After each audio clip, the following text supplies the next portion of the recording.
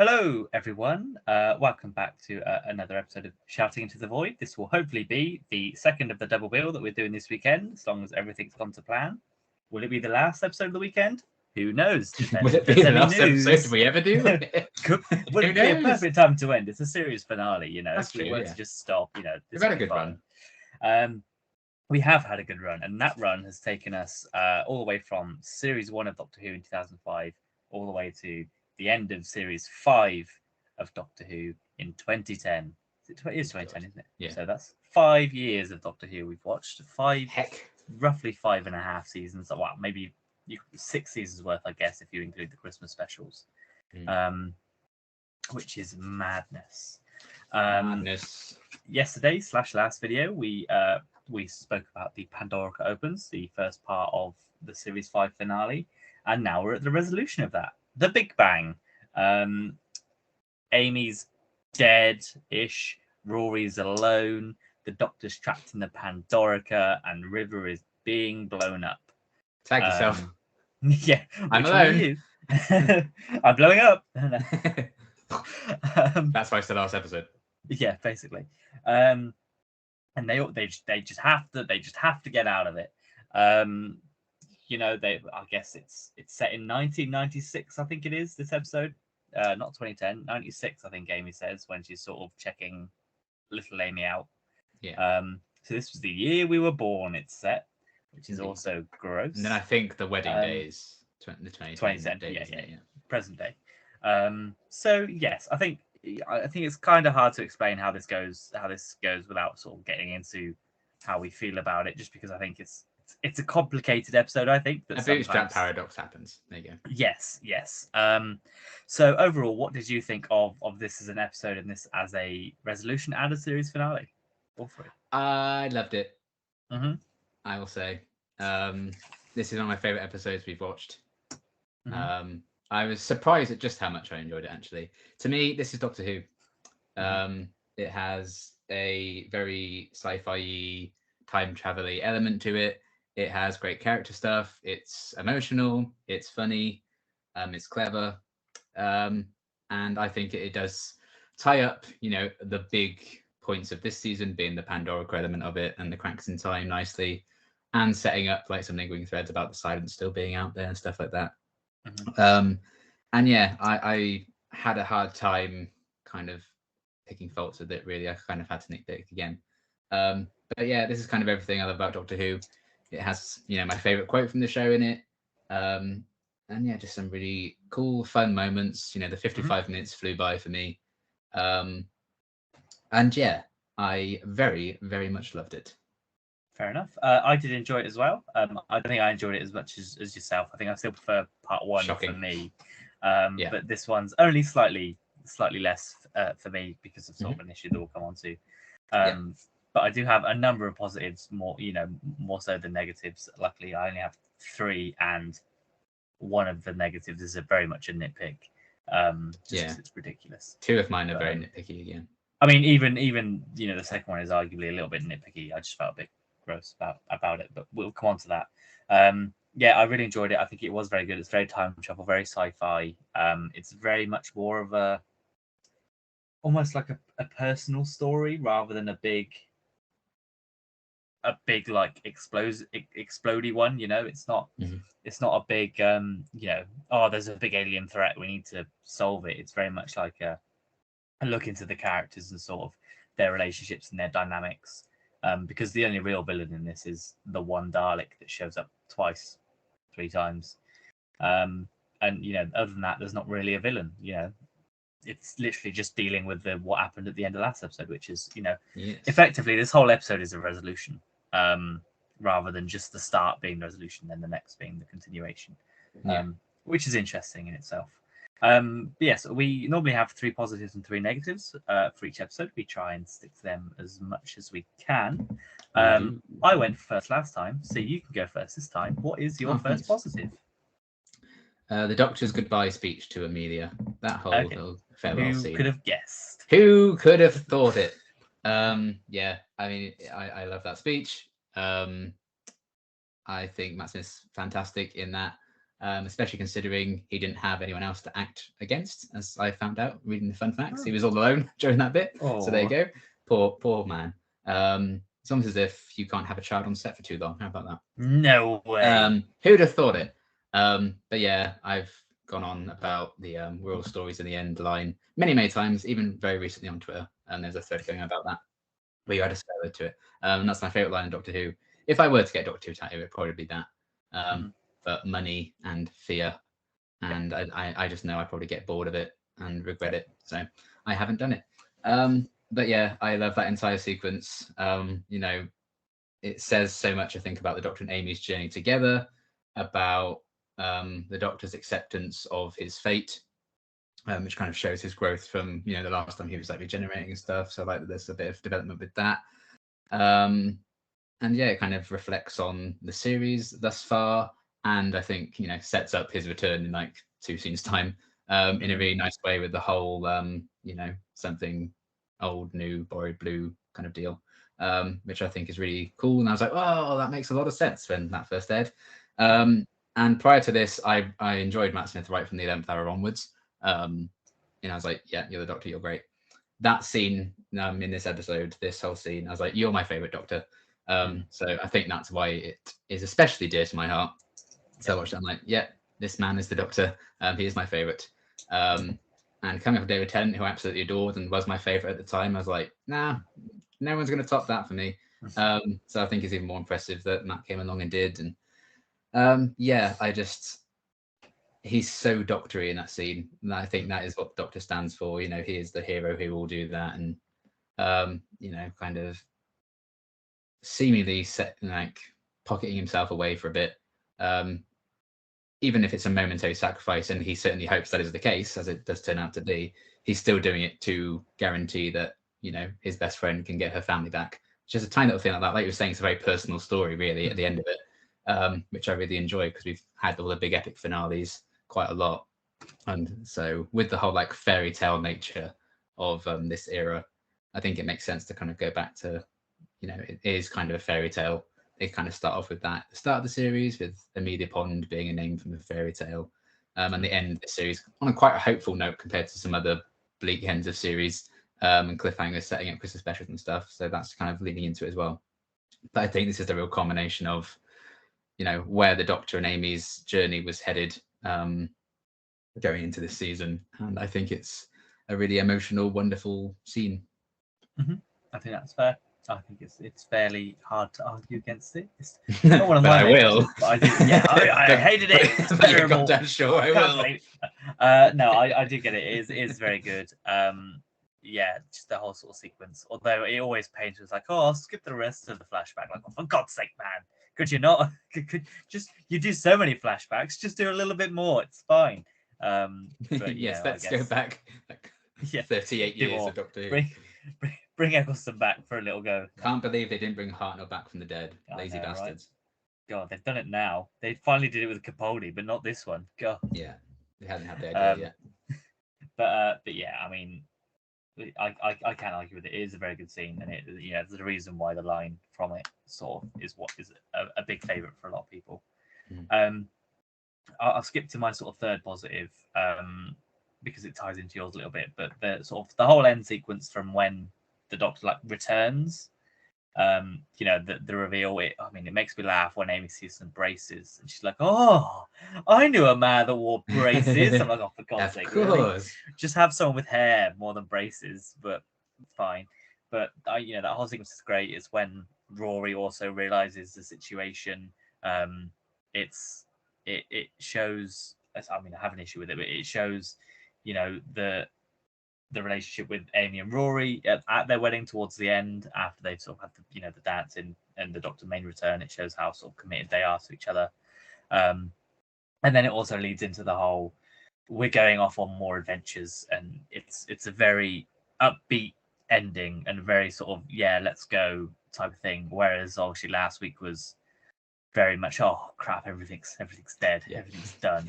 And I was trying to think, if you think about David Tennant's sort of all three of his series finales were very much things have ended, it's all sound and dad beat at the end of all of his series. So to finally have a series end where it's like, yeah, let's go, was like a really nice change. We're so used to having a main character leave at the end of the series. Yeah, exactly. Because like, you know, Christopher Eccleston won, Doctor regenerates, pretty sad. Rose leaves, pretty sad. Martha leaves, pretty sad. Donna leaves, pretty sad. David Tennant regenerates, pretty sad. So I think to finally have a series finale where everything is fine and happy and upbeat, it's great. And I think we get that in series 6 as well. I'm not to an too extent. sure. It's been a while since I've seen a lot of series 6. But you know, I'm finally happy that everyone is happy. Basically, it finally ends with people being happy, and I think that's great. It doesn't happen often that that's the case. No, I think it's good that it does happen every now and again. Yes, definitely. I mean, it doesn't even happen at the end of Capaldi's first one because Clara's lost Danny Pink, and there's that whole thing, isn't there? Yeah, they lie to each other and everything. Yeah, so you know, it's I don't know when we'll get it again. So I will look forward. I will enjoy this one while I can, because it is very nice, very wholesome. And when they say goodbye, it's like, yeah, we should say good. And then they go and wave. I'm like, oh, that's fun. Now let's go and see the space. Or we're not doing that for 5 years. Okay, we'll park the Orient Express for a little bit. Okay. Yeah, All that's them being lured in. Yes. As is revealed in Mummy on the Orient Express. But yes, that was my sort of third positive, but I think it ties into yours quite nicely. So what is your second positive? My second, the whole kind of sci-fi time travel concept, I guess. I didn't really know how to work it, but kind of like piecing together how it all flows with the whole bootstrap thing going on. You know, getting the original setup of the Doctor and the Fez posting the things in young Amelia's door and all of that, him like appearing to Rory and keep zapping back and talk about the sonic screwdriver. You're like, what the fuck is going on? And then, you know, as it goes on, some like nicking Amelia's drink and all of that. And you slowly kind of piece it all together. And I find that really satisfying personally.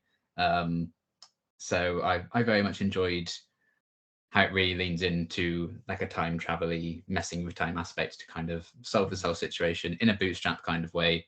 It happens because it always had happened, because blah, blah, blah, blah. Very similar like Bad Wolf is created in the first place because Rose was there, but Rose only got there because she created it in the first place. So it's a very similar kind of resolution really to how that all pans out, which, you know, I very much enjoyed them using because it's a time travel show and they might as well use time travel concepts every now and again. Because they don't really lean into it that much in this way. So I thought this was kind of a fun, unique way of doing that. I think it does help that the characters we spend time with really it's just the four of them. There's not like loads of guest actors or whatever in it, because then it would get very, very like, what the, you know, kind of like trying to keep track of everyone in flux was a bit like, oh my God, like where are you? Where's this? Granted, they did have 6 episodes, so still. But you know, I think that does help, which is probably why most of the universe was killed off in the last one, so that we didn't have to kind of juggle too many different elements. But yeah, I really like the concept of that and piecing it all together, working out how it all works and accepting it for what it is, because bootstrap paradoxes just don't really make sense, because like, where is the origin point of Bad Wolf really? Where is the origin point of this whole scenario? Where's the origin point of the Under the Lake before the third 2-part? But you know, that's the point of the paradox, and it's something a show like Doctor Who can do, so why not do it? And I really enjoyed that in this episode.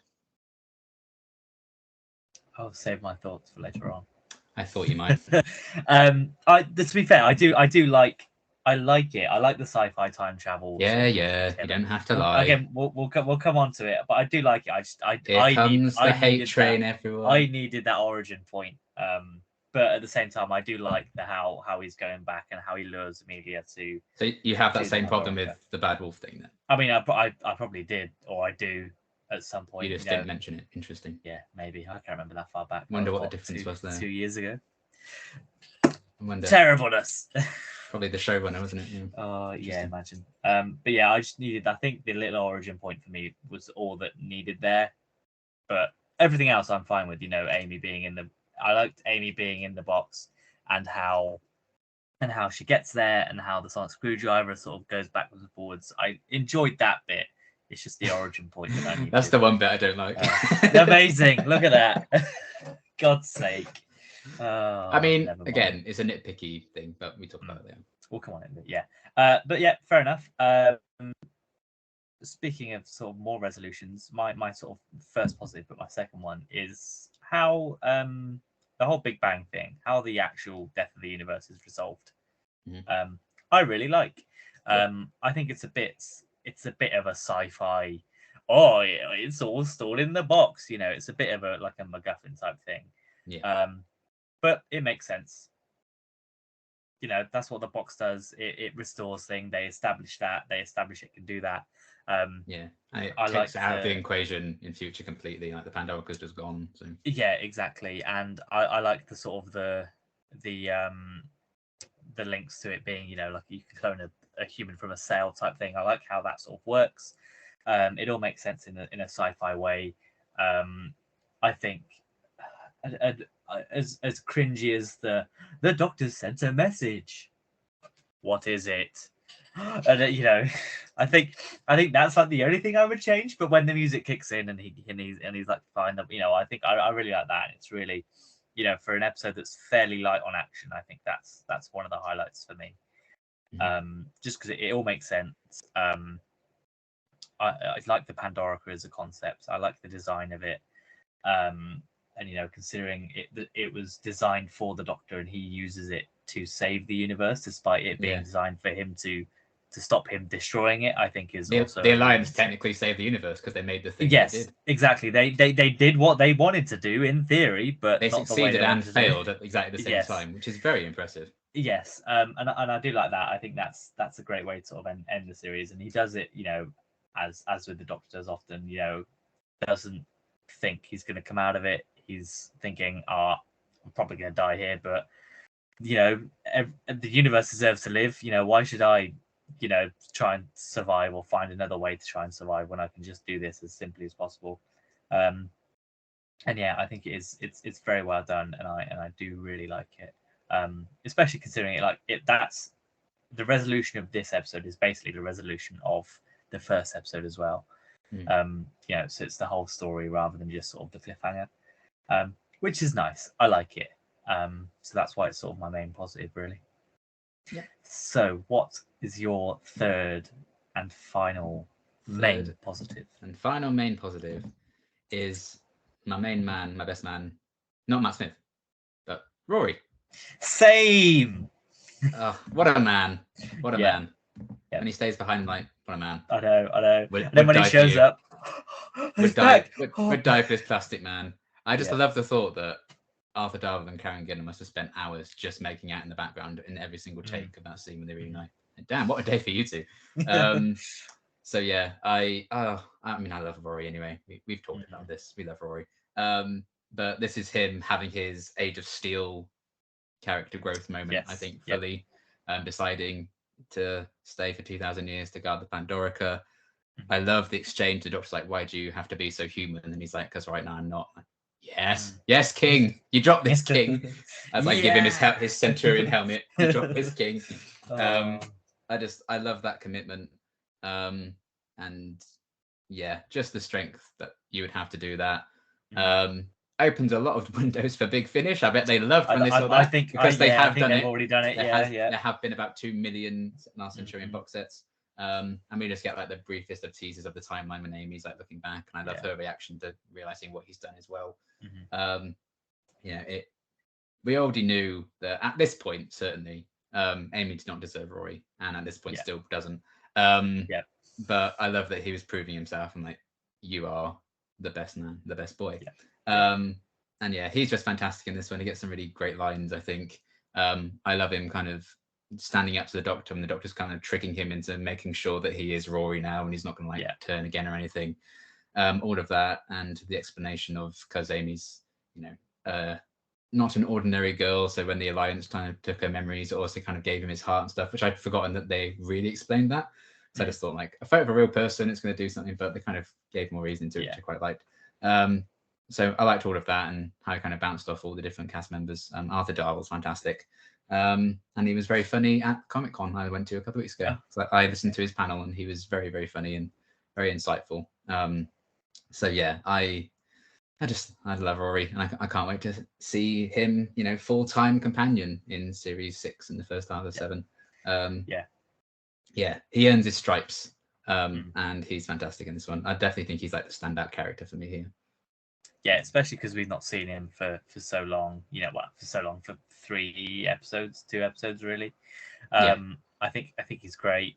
He's the mature one out of the 3. He's the one I think that grounds the trio. He's the one that has the rationality. He might not have the answers, but he's the one that sort of thinks a bit logically and that thinks a bit more realistically. And I think that works really well. Just this shot of him sort of by himself, just sitting down with his sword. It's like, oh, what are you going to do for that long? I was like, you haven't even got a book. I couldn't have done that, just mainly because I would have got so bored. Just for 2,000 years. I love nothing enough to guard it for 2,000 years. Like, I mean, the only thing I would guard is food, and after 2,000 years, there's no point guarding it for 2,000 years. Exactly. So I wouldn't do it to anything. No, that's fair. And yeah, I love the little artist drawing of the Centurion pulling out the thing. I also like the idea that he's just been wearing that whole thing for 2,000 years and he just never changed. I think it makes sense because he's like blending into the museums that it's in, isn't he? Yeah, he's literally plastic, so he can just be a plastic person. Yeah, I suppose he could just stand there, maybe, and then I guess he just like, I'm fed up of standing for 2,000 years. I'm gonna be a security guard now. At some point, he flogged it so he could get by and make some money. So I mean, again, maybe there's in I have to listen to the Big Finish. Yeah, it probably says he does other stuff and just checks in, and he just checks in on the box. I expect or something like that. And I like costume. Yeah, it is. I did like the reveal of who's the security man, even though who exactly who it is. And they did exactly the same reveal for him in the first episode. Like, that voice is familiar. That face looks familiar. It's Rory, and then it's that voice is familiar. He's got a handgun. It's Rory. Yeah. And I like his development from the last one to this one because he just fully embraces being plastic now.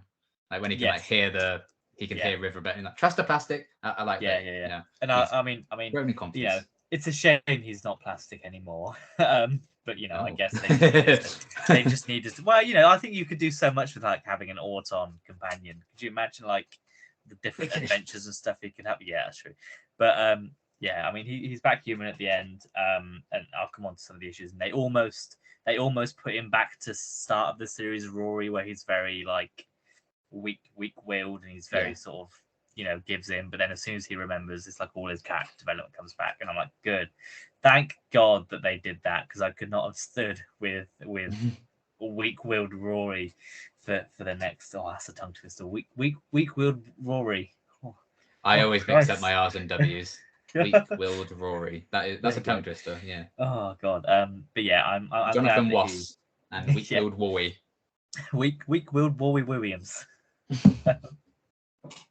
Oh God, yeah.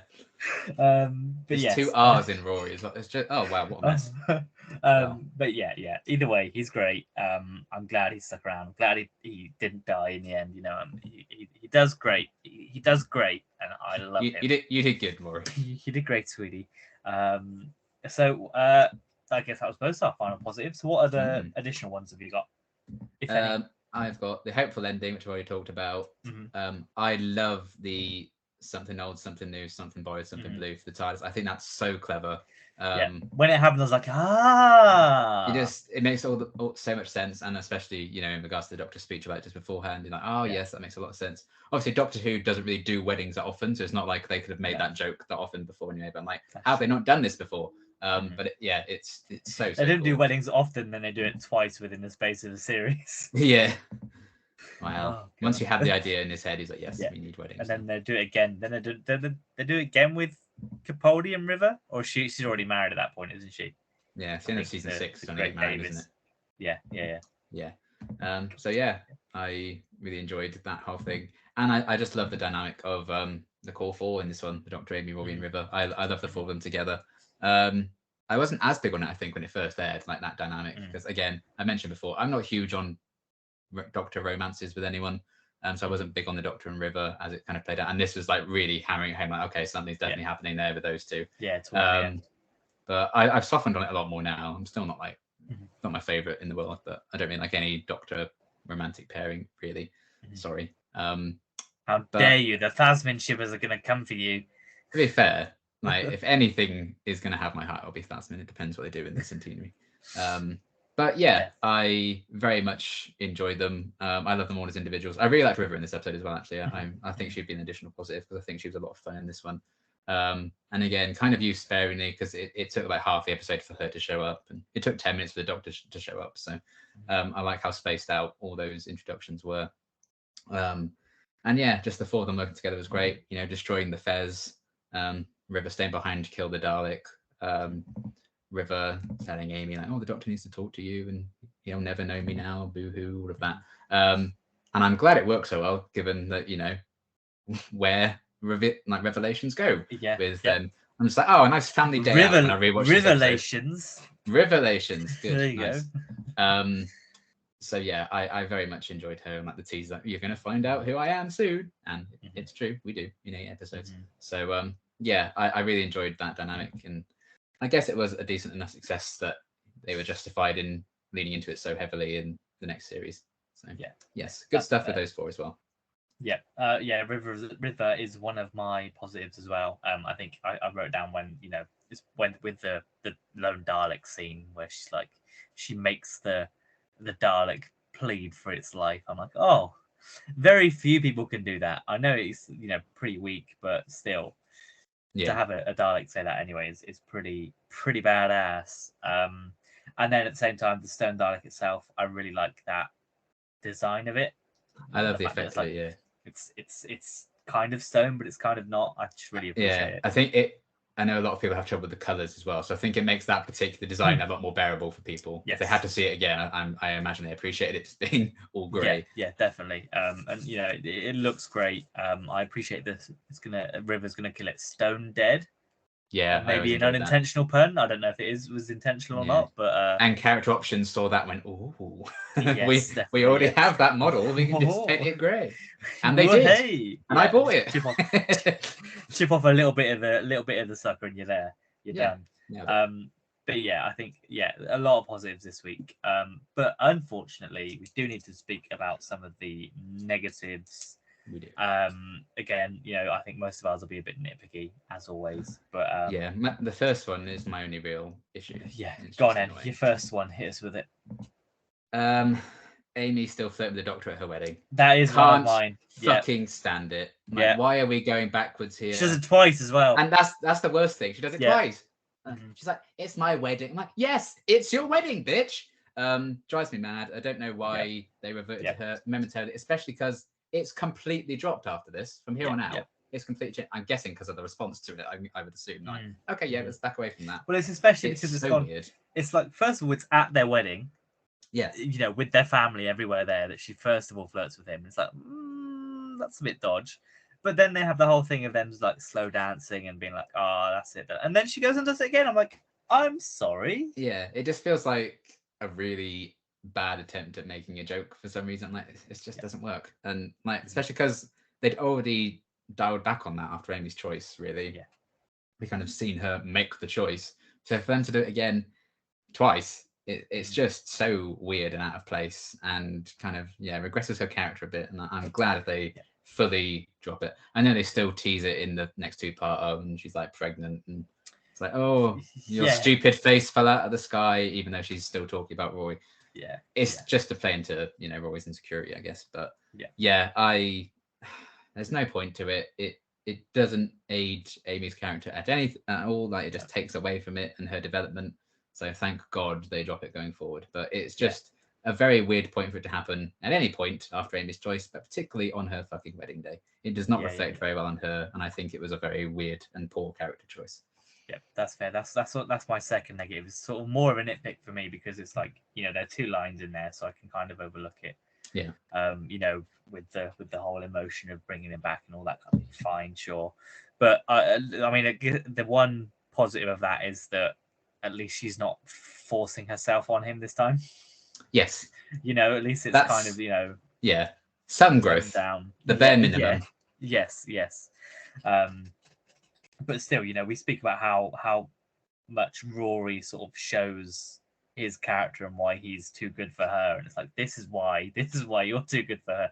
You waited 2,000 years, and then she's immediately ready to kiss another man as soon as he appears again. So yeah, I think series 6 definitely, I think it makes it a mission to show that Amy is worthy of Rory as well in her way once she's grown into that relationship. And I think they, you know, like the girl they waited and everything, you know, they demonstrate that multiple times. So yeah, by the end of series 6, I think we're more comfortable with Amy choosing Rory, especially with the whole eye patch thing where they don't remember who they are. Oh yeah.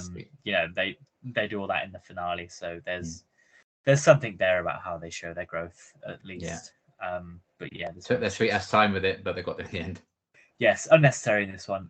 So what is your second negative then? Let's have a look. Maybe the ones are nitpicky. Oh yeah, I kind of alluded to this. I did put this as like a question mark, but part of me is like, Amy's revival, is that kind of just a cop out?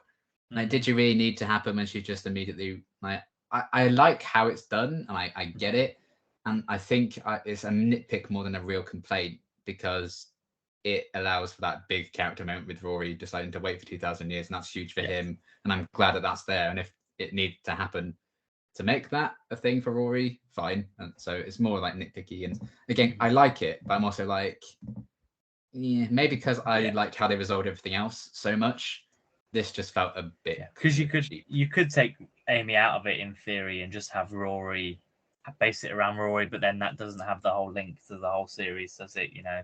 No. Rory, you know, Rory's not the main companion. It really would have been better if Rory's the one that died and Amy had to wait.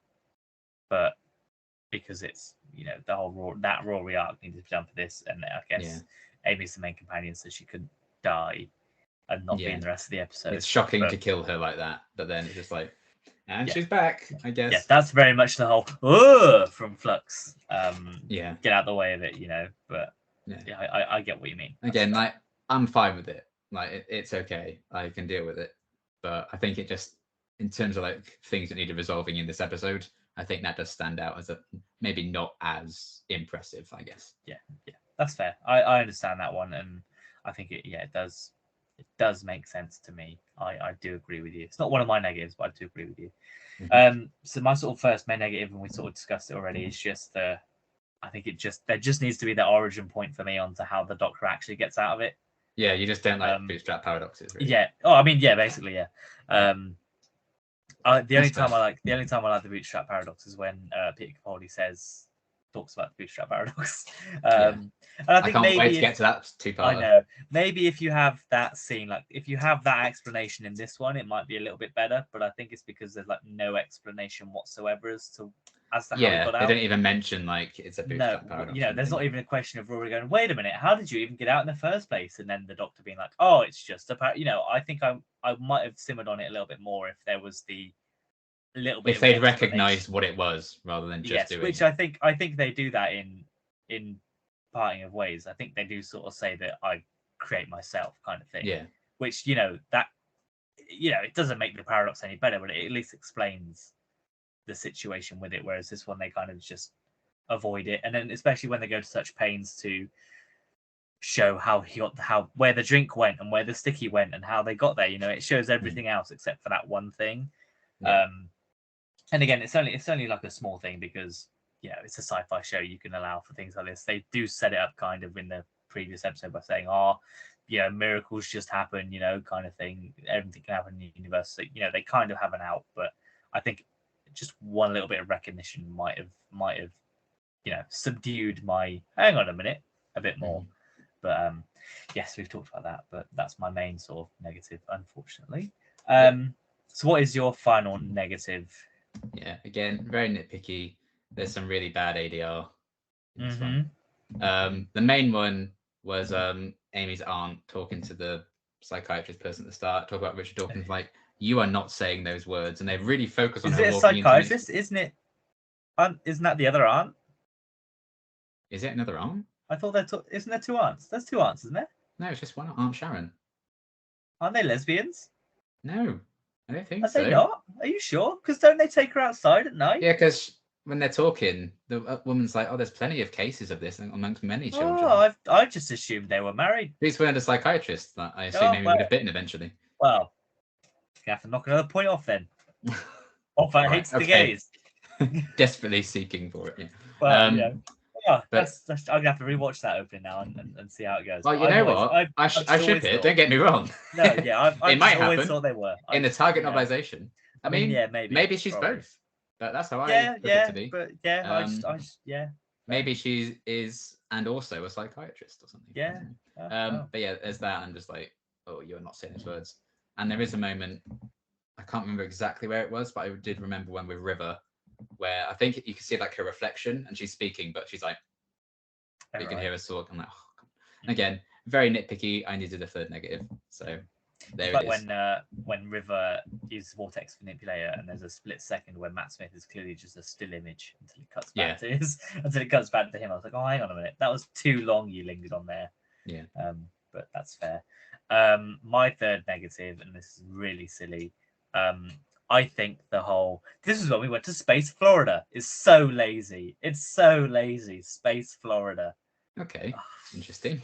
Because it picked up, and I was like, what does that even mean? What does Space Florida even mean? It means Florida in space. Yeah, go on then. What does that mean? Well, if there's a Starship UK, why is there not just a Starship Florida? Yeah, but literally an in-universe explanation. This very series. It kind of just stuck out as they need some background dialogue for the Doctor to realize what he's doing. Which it's a planet called Barcelona. What's wrong with Space Florida? I know, and it's true. Oh, it is the showrunner. Oh yes, of course. Yeah. But that's always just stuck out as that's a bit of a weird line. Okay. But I love the rest of that sequence. It's just the one bit where like, oh, this is where we went to Space Florida, especially because I guess it stands out because we haven't seen that bit before. Yes, and the rest of everything it else we've seen. So. Yeah, and I think it's an ADR line of when he's like Space Florida. Because I don't think we see Matt say that, so I think it's just a. Oh, that's an additional positive as well. Is the scene with like he's wearing the jacket in the Angels 2-part. Yes, I do appreciate where that comes back in. I'm like, I remember that. Even though I hadn't noticed that he was wearing a jacket in that scene when it first aired, so it meant nothing to me. But I'm like, okay, that's there you go. Cool. No, it only means something to me now that I know to look out. Now that I've seen it, yeah. I don't think I have too many other sort of negatives. That was sort of my only very, very nitpicky one. I think it might be harsh, but I don't think Amelia Pond is the best actress. Okay. In this, I think she's fine, but I think there are some scenes where it's a bit like. Yeah, you can see why they write her out. Yes, yeah. Also because they can't really use her. I appreciate the aunt just leaving the museum when it closed, even though what a terrible aunt. She's just like, oh no, I guess she's gone. Guess I'll go. Guess I'll leave. Yeah. She's been established as just being terrible. So yeah, and I mean maybe classic Aunt Sharon. Part of me could argue that, why did security find her? Maybe because Rory's part of the security there, so he knows to leave her there. I think that's a nice little. You can have that as a thing, but what's the excuse for the aunt? Hey, what's her excuse for? She was going on a date with a psychiatrist. Yeah, she probably was. To be fair, she's like, you've blown my mind that they're not a lesbian couple. I always thought they were. Maybe I've read it wrong, but maybe she was talking like a psychiatrist. Yeah, the dialogue isn't like very loud, but that's kind of what I picked up on. They're talking about like other cases with other kids who the only time I had stuff. She said that the therapy was mentioned was when they was talking about Amy's imaginary friend at the wedding. That's when her mum's like, oh, therapy or whatever. Yeah. But yeah, well, maybe I'll have to go back and rewatch that after this and see. It's in the 11th hour. Amy's like, oh, I have like 5 psychiatrists. Yeah, she bit loads of them. Yeah. I'm assuming it's just that's when it started because that was the point of her imaginary friend and stuff. Maybe, but who knows? That's that. Rewatch value. Yeah, if people have opinions, if people have always thought they were lesbians like I did, give me your hot takes. Yeah, madness. God, you've blown my mind. I'm shook to my core. Even the TARDIS didn't get blown up this hard. No, exactly. Cool. Have you got any other negatives or? You are late to my wedding. Oh yeah. I hate how she says. Yeah. Karen Gillan's a fantastic. Is it late to or live for? You're late for my wedding. I thought it was live for my wedding. Why are you live for my wedding? I know. That makes no sense. But I thought it was like, live late, Saturday night type thing. Might be late. Might be late. Come on, yeah, maybe. Yeah, I thought it was that. You're late for my wedding. I'm pretty sure. Again, that'll be another. Well, there we go. We have to go Yeah. back and rewatch this. Again, it's a dramatic time, but yeah, it's terrible delivery. I don't like her delivery. And then the silence afterwards. I think I know it's proving a point, but it's supposed to be awkward. Yeah, it would be so embarrassing if just nobody turned up, and I arguably I would want that more. I would want that more. If they ever do like a Doctor Who What If spin-off, then what if the Doctor just doesn't show up? What if Amy's the only one to remember the Doctor? Amy is locked up in asylum for the rest of her life. Yeah, God, could you imagine? And she sets her aunt up with her psychiatrist. Yeah, but yeah, I think. Oh, and when the Pandorica is closing and the Doctor's like, "Gotcha," I'm like, "What? got off for what? You made her cry? Is that the gotcha?" Yeah, because they did it before, didn't they? In Beast Below, I think. And they talk about children crying and stuff. And Amy's like, "Gotcha," and they hug at the end of Beast Below. Oh, it's a callback to that. You pay attention to the show, Connor, if you understand. Yeah, to the best episode of the series. Sorry, I forgot. You should give every episode the same amount of your attention.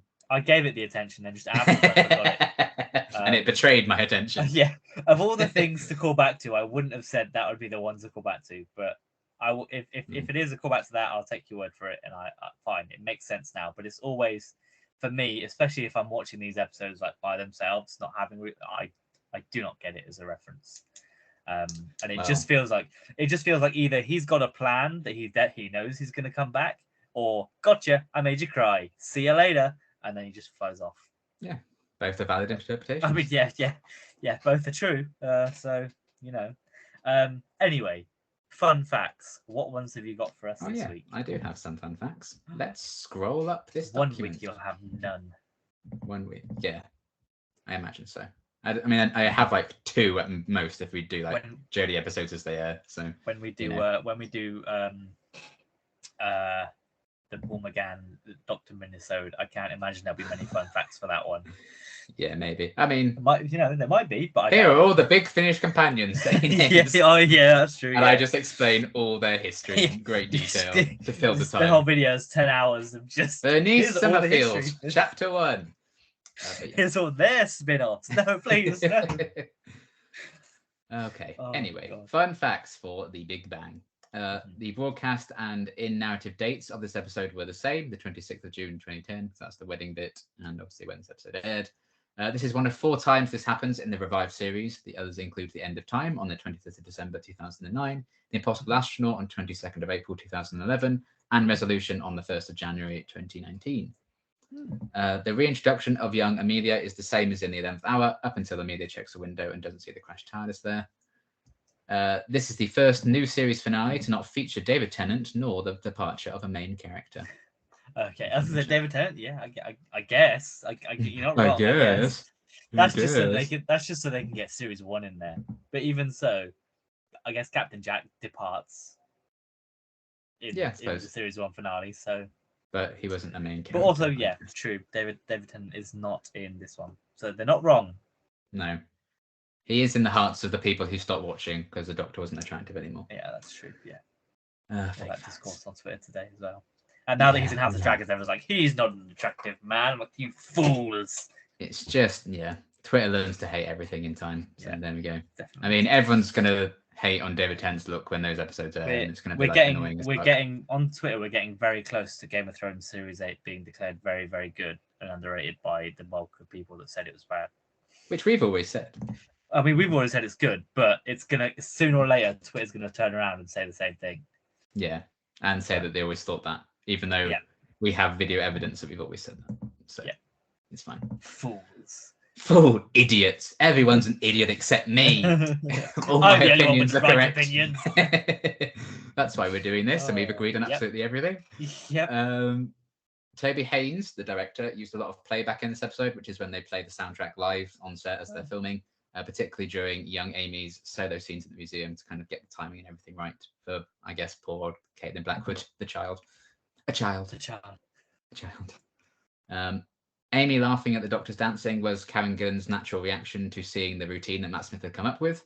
The script had described the Doctor as a terrible dancer, moving like a drunk giraffe, and Matt Smith was given this context to make up a routine. And I thought a routine he made up. I thought the drunk giraffe reference was just something that appeared online. No, it's a script thing. But there you go. It was always there. Always planned. Yes. Rainfall had made the ground very soft when shooting the scene where River gets her diary back from the Doctor, making it very difficult for Alex Kingston to walk in her heels, leading them to avoid long-range shots so she could wear more comfortable footwear.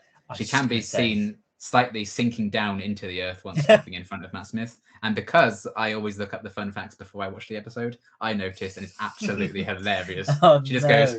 She goes, thank you, and she just sinks. Like, yes. And she steps into the heels of it. Right, that's 3 things I now have to look at. Yeah, so that's another thing to look out for. It's very funny.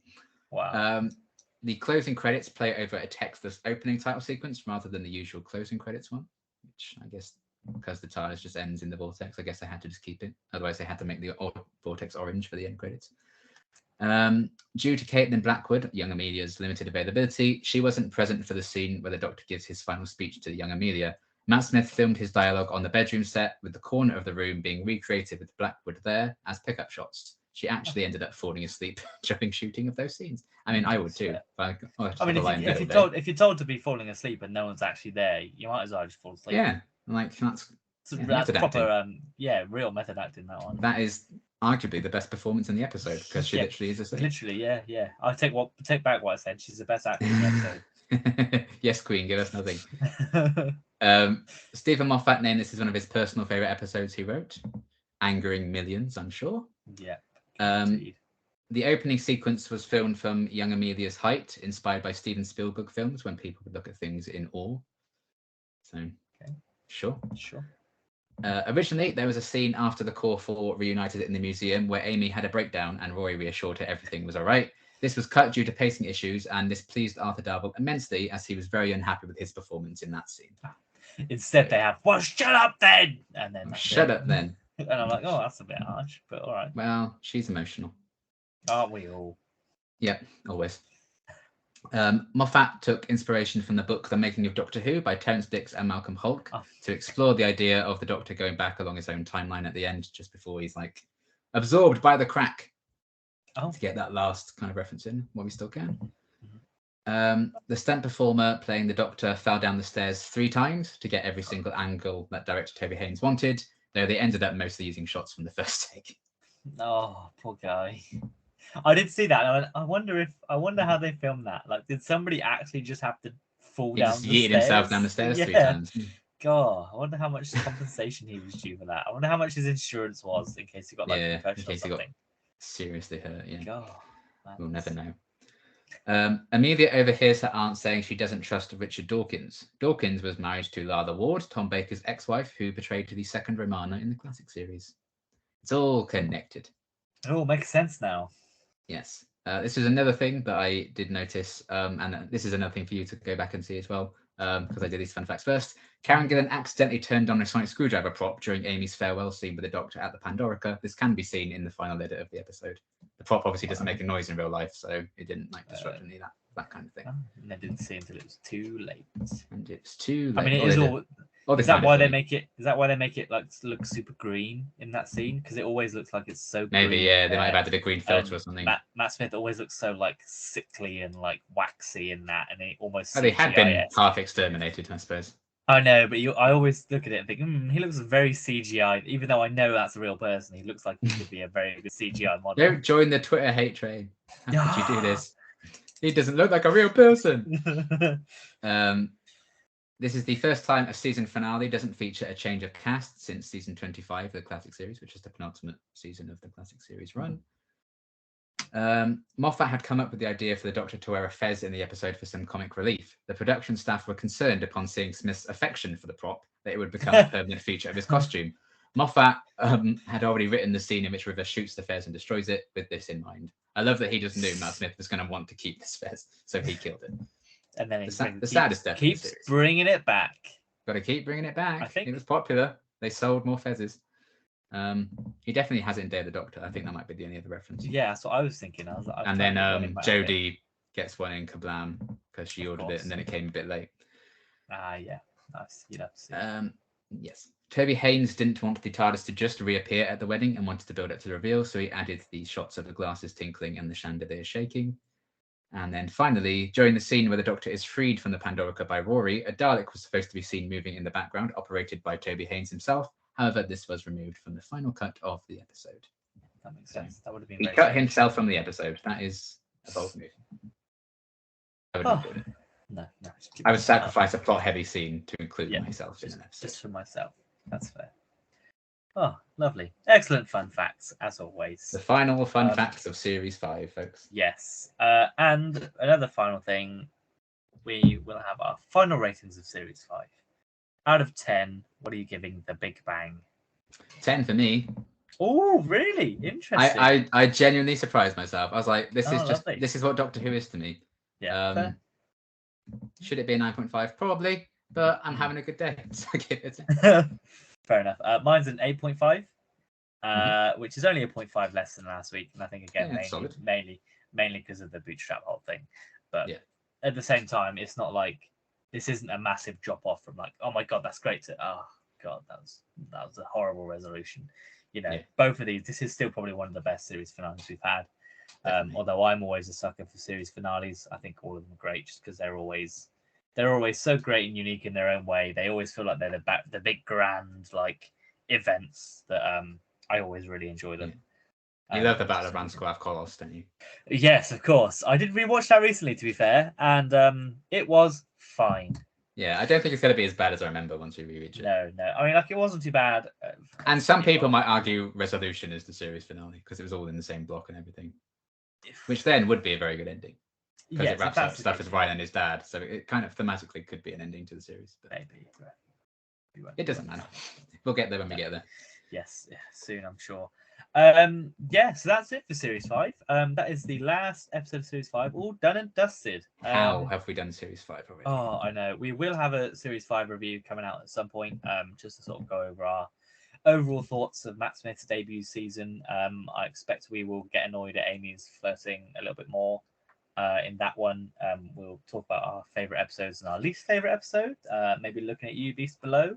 Wouldn't be surprised if that's for both of us. It must be, surely. It's because I can't think unless it's the Silurians. It's the Silurians were better. Yeah, but I like that too far. Yeah, you got Vincent the Lodge is better than Beast. I think. I think it's probably Beast Below for episode 2 as well. Episode 2s just aren't normally that great across the board. No. If you think about it, what? Oh well. Yeah, it's not. They're saving their best for a bit later. Yes, I mean at least that's why they get away with it next series because next series is a 2-parter.